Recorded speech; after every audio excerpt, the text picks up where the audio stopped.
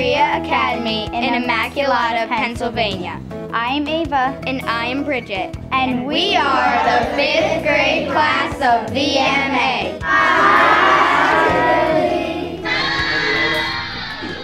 Dr. Deinhardt, one of our parents, he has a daughter in 5th grade, and he was telling me about his trip to Chile and his partnership with Villanova University and the University of Santiago. I mentioned to him that we often Skype Peru, our school in Peru, and that this would be a fabulous opportunity to do some joint learning. So we sat down with him, with Abby, his daughter, and with my teachers, and we developed some learning objectives for the project. And what it morphed into was an opportunity that Abby came to Santiago with me, and we ended up putting together a little earthquake seminar. Today we're going to talk about earthquake engineering, and we'll hopefully talk about some similarities between the United States and Chile. So we are going to learn from the girls in the United States, and they're going to learn from us. Dr. Deinhardt presented a lesson about engineering and earthquake-proof structures.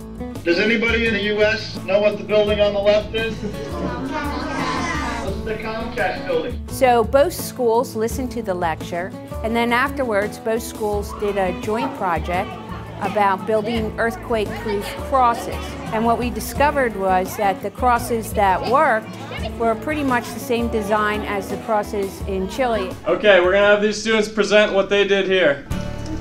We sort of like rolled the newspapers and then we taped them, and then we like taped 2 of the rolls together at the bottom so that it was like more steady. It looks very similar, doesn't it? The only thing they did different was they taped all those bottom struts together. Oh wow, okay. The video enabled the students to communicate about their thinking and why they chose to make their cross the way they did. It was helpful to see each other's crosses because we could see like how theirs were similar to ours and how ours were different, and we could see how we could have done ours to make them stand up better or to survive an earthquake better. What was the hardest part? They said the hardest part was connecting the cross to the base. What do you guys think? Yeah. What we did here is we did real life learning. Secondly, they were able to communicate globally, and that's the workplace that they're going to go to, a global workforce. We learned a lot of things about the culture of Chile and how they incorporate things just like we do here. Many of our students are able to travel, but I'm not certain that any have traveled to Chile yet.